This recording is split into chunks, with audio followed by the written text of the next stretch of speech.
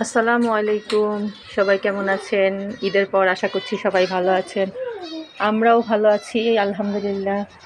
অনেক, অনেক দিন পর ভিডিও নিয়ে চলে আসলাম। আজকে শুধু দেখব আমার ল্যাংড়া ঘুঘু পাখিটার কেমন নাদুস-নুদুস হয়েছে। কি হাল হয়েছে তাই দেখেন। ওই দেখেন, ঝুড়ির উপরে যে বসে আছে সে ছিল ছোট্ট সেই ঘুঘু পাখিটি। আজকে সে কেমন নাদুস-নুদুস হয়ে গিয়েছে মাশাআল্লাহ। চোখে এখনও কালার আসেনি, সেজন্য আরেকটু তাকে অ্যাডাল্ট হতে হবে। এখনও ঠিকমতো আসেনি, হালকা একটা রং এসেছে চোখে। আপনারা দেখতে পাচ্ছেন কি না? এই দেখেন, হালকা একটা কালার এসেছে।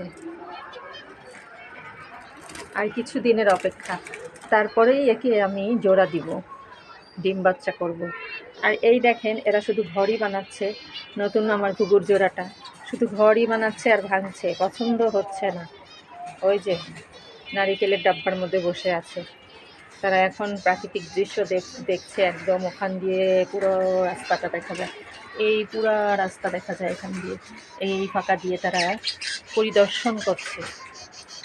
ঈদের ছুটিতে খোশ আমোদে খুব ভালোই আছে আমার পাখিরা। এই যে এরাও ভালোই আছে। আজকে এদের দেখাবো না, শুধু এই ল্যাংড়া ঘুঘুটাকেই দেখানোর চেষ্টা করেছিলাম। সামনে আসছে না, খুব চালাক।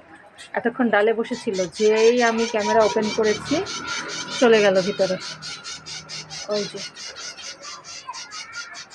আর ওই সাইড থেকে দেখেন পাখির বাচ্চা কেমন কিসকিস করে শব্দ করছে। এটা পাখির বাচ্চার শব্দ, খাওয়ার জন্য এরকম শব্দ করে ওরা। যাই হোক, ঈদের পরে অনেকদিন পর আসলাম ছোটোখাটো একটা ভিডিও নিয়ে। আজকে ভিডিও এখানেই শেষ করব। আমাদের ভিডিও ভালো লাগলে আমাদের সাথেই থাকবেন। আসসালামু আলাইকুম, আল্লাহ হাফেজ।